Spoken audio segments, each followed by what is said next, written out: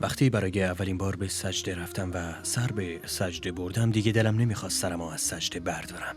هنوزم نمیدونم چقدر در همون حالت موندم، 10 دقیقه یا بیشتر. سامی 4 رکعت نمازشو خیلی وقت بود تمام کرده بود و من هنوز در سجده بودم. اما قبل از بلند شدن شروع کردم به گریه کردن و صورتم پر از اشک شد. این گریه با همه گریه ها فرق میکرد، از دل و روحم بود. انگار الله داشت ازم میپرسید که من توی این زندگی دنبال چی میگردم؟ چرا اینقدر طولش میدم؟ منتظر چیم؟ بارلا ایشان را در زیر سایه ایمان الهیت نگاه دار و والاترین طبقات بهشت را به آنها ارزانی دار، چرا که تو با موهبت و هدایت قرآن آنها را مورد رحمت خیش قرار داده ای، همان گونه که با قرآن هدایتشان کردی. شوقا إلى المولى أتيت أسلمت روحي للإله نور الحنايا والطلوع لله أعلنت الرجوع آياته تغدو شموع ويفيض في قلبي سنا نور الحنايا والطلوع لله أعلنت الرجوع آياته تغدو شموع ويفيض في قلبي سنا. سلام بر شما، من صدیقم. قبل از اسلام اسمم مارون مانرو بود. پدر و مادرم اهل جزایر کارائیبن. من یه انگلیسیم و در لندن زندگی میکنم. مارون قبل از مسلمان شدنش کل قرآن رو مطالعه کرده و در زمان مطالعه قرآن هر چیزی که از آیات متوجه میشد رو گوشه یادداشت میکرد. 31 سال سن دارم و در سال 2010 مسلمان شدم. مهندس برق و الکترونیکم و در یک کارخانه صنعتی معروف و بزرگ مشغول به کارم. انشالله یه روزی میتونم به دور دنیا سفر کنم تا پیام اسلام رو به مردم سراسر دنیا برسونم. قبل از اسلام دین خاصی رو دنبال نمی کرد، اما همیشه باور داشت که بیشک این جهان عظیم خالقی داره. داشتم توی یه بیابون راه میرفتم، خورشید رو دیدم که چطوری میتابه، باد رو دیدم که چطوری میوزه و با خودم گفتم مگه میشه اینا خالقی نداشته باشه؟ اگه من بهتون بگم که گوشی موبایلتون خود به وجود اومده، باورتون میشه؟ ما که اینقدر از موبایل پیچیده تریم، یه سلول از بدنمون از گوشی موبایل پیچیده تره، چطور میتونیم بدون خالق به وجود بیایم؟ اقیانوسا و بیابونا چطور میتونن بدون خدا به وجود بیان؟ من همیشه باور داشتم که خالقی وجود داره، اما دین خاصی رو دنبال نمی‌کردم. چطور شد و چه اتفاقی تو زندگیت افتاد که باعث شد مطالعه در مورد اسلام آغاز کنی؟ از وقتی که مدرسه میرفتم شروع شد. تو درسای تاریخ خیلی چیزا راجع به تاریخ سیاه‌پوستا، بردگی و الغای بردگی و اینجور چیزا یاد گرفتم. در مورد مالکوم ایکس و مارتین لوتر کینگ خوندیم. باید بگم که من به سیاه بودنم و تاریخ مردمم افتخار میکنم. این اتفاقات تاریخی کنجکاویمو تحریک کرد و باعث شد شروع کنم به خوندن انجیل و بعدم خوندن قرآن شروع کردم و این باعث شد که به اسلام علاقه‌مند بشم. اما برای جواب دقیق تر به سوال شما باید بگم که اتفاق خاص و بزرگی نیفتاد که باعث قرآن خوندن من شد. مراحل کوچیک و زیادی رو طی کردم تا به جایگاهی که امروز هستم برسم. في رحبه تحلو الحياة شوقا إلى المولى أتيت أسلمت روحي للإله. بعد از 11 سپتامبر مارون داشت در خیابون قدم میزد و از کنار مسجدی رد میشد که متوجه شد یه مراسم دعوت در همون مسجد برای معرفی اسلام در حال برگزاریه. اونا مارون رو به داخل دعوت کردن، اما اون بی اهمیت رد شد، ولی بعد از چند لحظه برگشت. منو به داخل مسجد راهنمایی کردن تا با شیخی که اونجا بود صحبت کنم. بعد از اونم یه کتاب قرآن کوچیک بهم هدیه دادن. سپس شروع به خوندن قرآن کرد. اولین سوره فاتحه رو خوند، سپس بقره، تا اینکه به این آیه رسید: و آنان که به آنچه بر تو نازل شده و به آنچه بر پیامبران پیش از تو نازل شده ایمان میآورند و به روز رستاخیز یقین دارند. به نظرم آیه فوق‌العاده سنگین و قوی بود، چون به نظرم تاریخم، دین پدر مادرم و همه چیزو در بر می گرفت. مثلا میگم که من یه مهندسم و کتابای ما مثلا چاپ اول، ویرایش دوم، ویرایش سوم و یا حتی بیشتر داره و به نظرم اومد سخن الله هم به این شکل به زمین منتقل شده. دینای گذشته نسخه‌های اول، نسخه‌های دوم و سوم بودن و اسلام نسخه نهایی محسوب میشه. به نظرم خیلی زیبا اومد که قرآن گفته که مقصود و خواسته های همه این دینا یکی بودن، چون من خودم شخصا همیشه این احساسو داشتم که همه این دینا یه هدف دارن. خیلی جالبه، آدم ناخواسته راهی و میره و سفری رو آغاز میکنه بدون اینکه اصلا بدون مقصدش کجاست و وقتی که به مقصد میرسه و برمیگرده پشتشو نگاه میکنه تازه میفهمه که چطور به اینجا رسیده. الحمدلله. أغلى طريق وهو الشفيع هو الرفيق يا هائما هل تستفيق وترى السعادة والنجاة. اون به خوندن سوره بقره و تدبر در آیاتش ادامه داد تا اینکه به آیه دیگه رسید که چالش‌های بیشتری براش ایجاد کرد و اونو به اسلام نزدیکتر کرد. اگر راست میگویید و اگر در آنچه بر بنده خویش نازل کرده ایم شک دارید، سوره ای مانند آن بیاورید و شاهدان خود را فراخوانید. این آیه نشون میداد که هیچ کس نمیتونه این کارو بکنه و اونایی هم که سعی میکنن کارشون به آتش دوزخ میکشه. راستشو بخواین اولین و دومین باری که قرآن خوندم میخواستم یه ایرادی توش پیدا کنم ولی نتونستم. وقتی که انجیل خوندم تونستم چند تا تضاد توش پیدا کنم و میخواستم همین کار رو در مورد قرآنم انجام بدم. خوندن این آیه باعث شد که برای پیدا کردن یه همچین آیه یا نوشته هایی که مردم نوشتن یا جمله یا آیه زیباتر از آیات قرآن بسازن تحقیق کنم. اون موقع چیزی پیدا نکردم، هنوزم پیدا نکردم و دیگه هم دنبالش نمیگردم و فکر نمی کنم کسی هم بتونه پیدا کنه. الحمدلله. الله سبحانه و تعالی می‌فرمایند و اگر در آنچه بر بنده خود نازل کرده ایم شک دارید، سوره‌ای مانند آن بیاورید و گواهتان غیر از خدا را فراخوانید اگر راست میگویید. وقتی آدم این آیه رو میخونه احساس عزت و افتخار میکنه. با این آیه میشه همه مردم دنیا رو به چالش کشید. هیچ وقت از کسایی که به قرآن حمله میکنن نترسین. در عوض قرآن رو بهشون بدین و بگین یه اشتباه بهم نشون بده. برای درست قرآن خوندن و فهمیدن پیام آیات باید پیام و معنی کلی چندین آیه و حتی یه سوره رو در نظر گرفت. اگه بخوایم قرآن رو جمله به جمله و آیه به آیه بخونیم و معنی کنیم، پیام آیات به کلی تغییر میکنه و برداشتمون از کتاب غلط میشه. برای همینه که این روزا خیلی از مردم در مورد اسلام اشتباه فکر میکنن. روزی از روزها صدیق به همراه همسر مسلمونش به مصر سفر کرد. اونجا با مرد ساده‌ای به اسم سامی آشنا شدند. به خواست خداوند به همسر صدیق خبر داده بودند که پدر بزرگش در بستر بیماریه. برای همین همسرش خواست که به مسجد ببرنش تا برای پدر بزرگش دعا کنه و سامی اونها رو به مسجد برد. رفتیم مسجد و یه خواهر میان سال همسرمو به داخل قسمت بانوان راهنمایی کرد. من داشتم از مسجد عکس میگرفتم که سامی ازم پرسید میخوام نماز بخونم یا نه. خب دلم میخواست ببینم که مسلمونا چی کار میکنن و چطوری نماز میخونن. برای همین گفتم آره. وقتی رفتیم تو به هم گفت که باید همه حرکاتشو تکرار کنم و کلمه به کلمه حرفاشو تکرار کنم. منم گفتم باشه. یه توضیح کوچولو به هم داد و بعد شروع کردیم به نماز خوندن. وقتی برای اولین بار به سجده رفتم و سرم روی زمین گذاشتم دیگه نمیتونستم بلند شم. هنوزم نمیدونم چقدر در همون حالت موندم. 2 دقیقه یا 10 دقیقه. شایدم حتی سامی 4 رکعت نمازشو تموم کرد و من هنوز در سجده بودم. اما قبل از بلند شدن شروع کردم به گریه کردن و صورتم خیس اشک شد. اما این گریه با همیشه فرق میکرد. از دل و روح بود.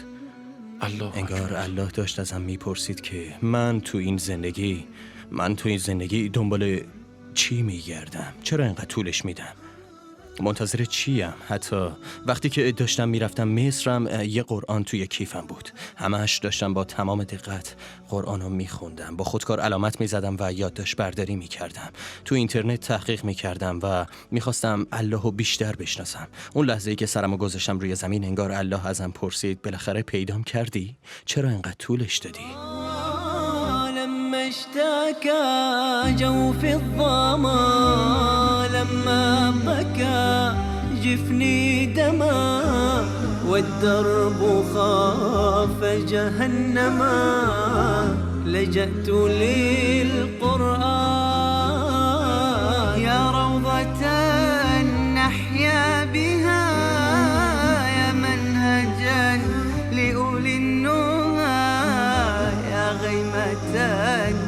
تبنو لها وسماؤها القرآن.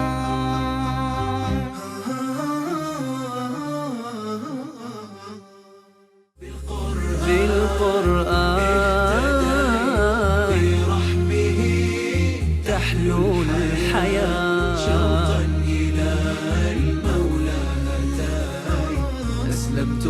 با برنامه هدایت یافتگان با قرآن همراه ما باشید. برحمه تحلو الحياة، شوقا إلى المولى هتاي أسلمت روحي للإله. قد زان لي أغلى طريق وهو الشفيع هو الرفيق. وقتی که از مصر به انگلیس برگشتی بلافاصله مسلمون شدی یا اینکه بازم به مطالعه و تحقیق در مورد قرآن ادامه دادی؟ نه، بلافاصله مسلمان نشدم. حدود 1 سال بعد این کارو کردم. میخواستم قبل از مسلمان شدن قرآن رو کاملا بخونم. همینطور به مطالعه و سوال پرسیدن ادامه دادم.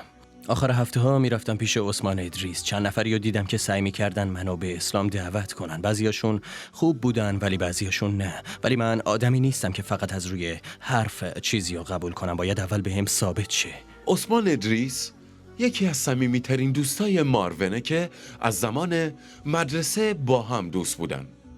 مسلمان به دنیا اومده بود اما مسلمان ملتزمی نبود. مدت کوتاهی قبل از اینکه مارون مسلمون بشه، عثمان هم شروع به اطاعت از دستورات اسلام کرد و مارونو تشویق میکرد که سریعتر شهادتین رو بخونه. بالاخره 1 سال بعد در طول ماه رمضان مسلمان شدم. فکر میکنم حدود 2 یا 3 تا سوره مونده بود تا قرآن رو ختم کنم. عثمان سعی کرد قانعم کنه که این ماه رحمت الهیه و خیلی خوبه اگر در ماه رمضان مسلمان بشم. منم مسلمان شدم و از اون روز هر لحظه ایمانم به این دین بیشتر شد.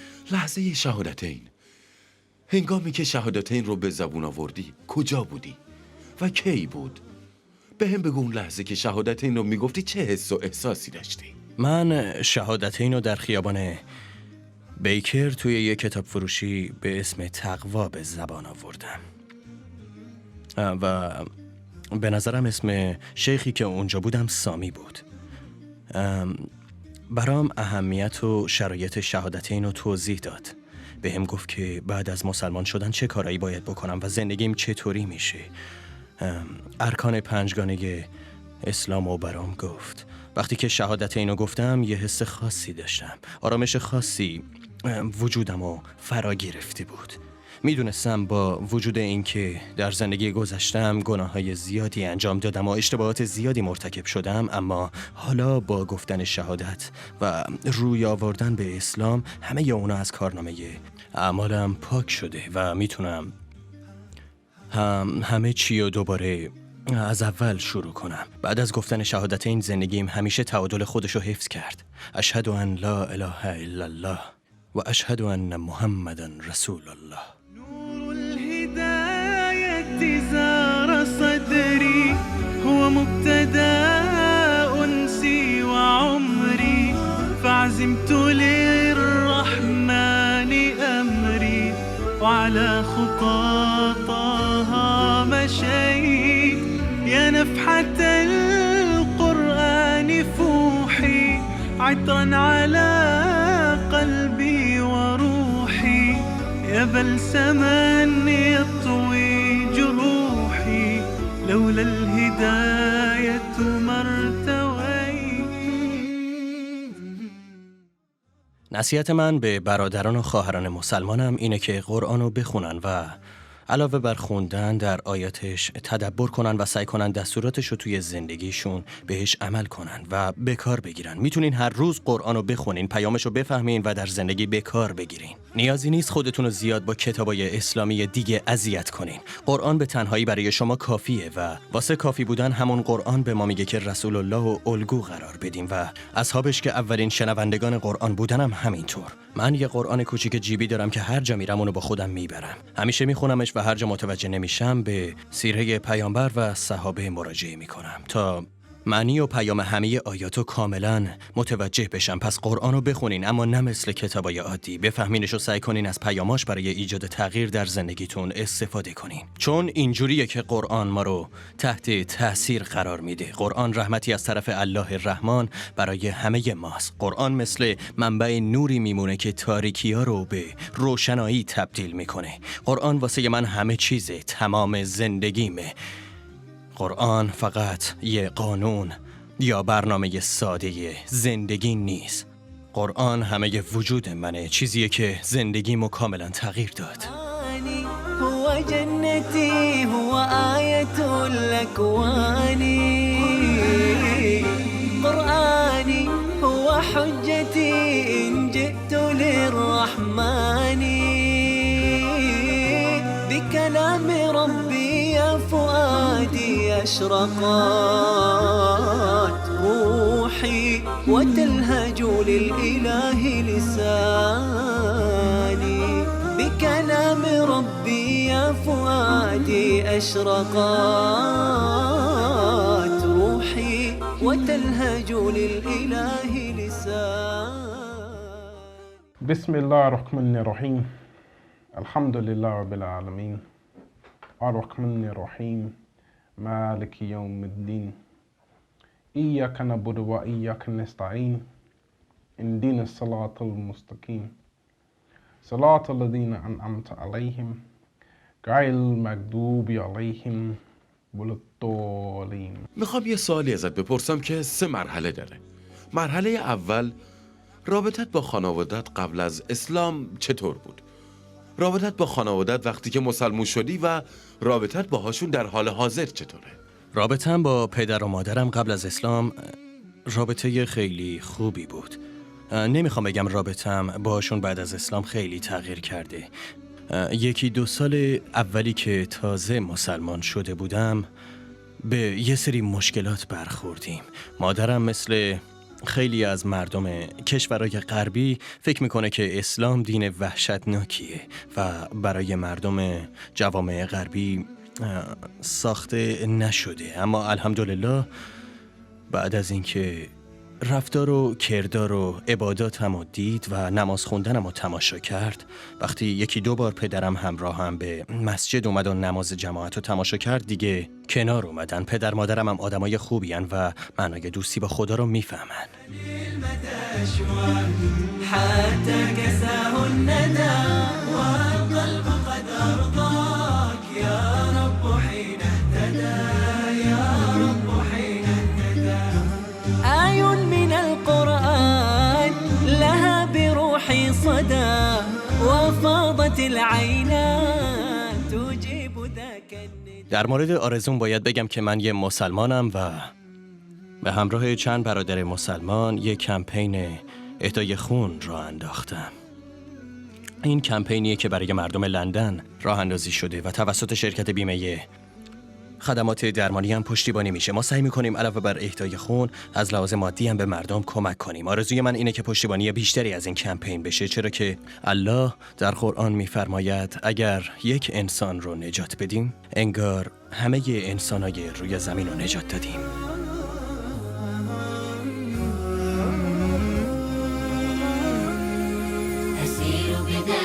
قرآني فيشرق صبحه الحاني أرتله وأحفظه وأقرأه بمعاني أسير بدرب قرآني.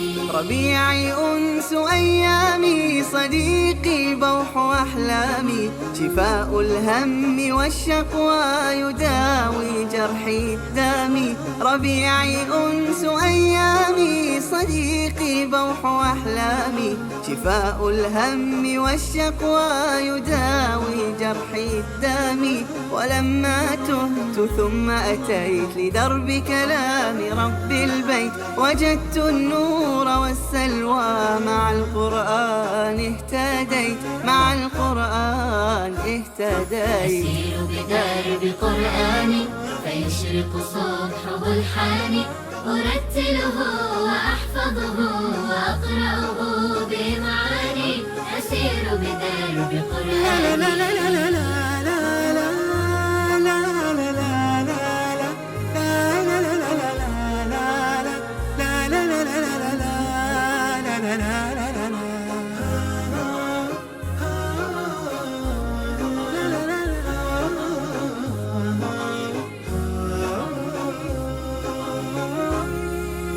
جنى وشذا وأوراق لروض الجنة ساق. أخي إما مررت بها فثم النفع رقراق. جنى وشذا وأوراق لروض الجنة ساق. أخي إما مررت بها فثم النفع رقراق. ولما تهت ثم أتيت لدرب كلام رب البيت وجدت النور والسلوى مع القرآن اهتديت. مع القرآن اهتديت.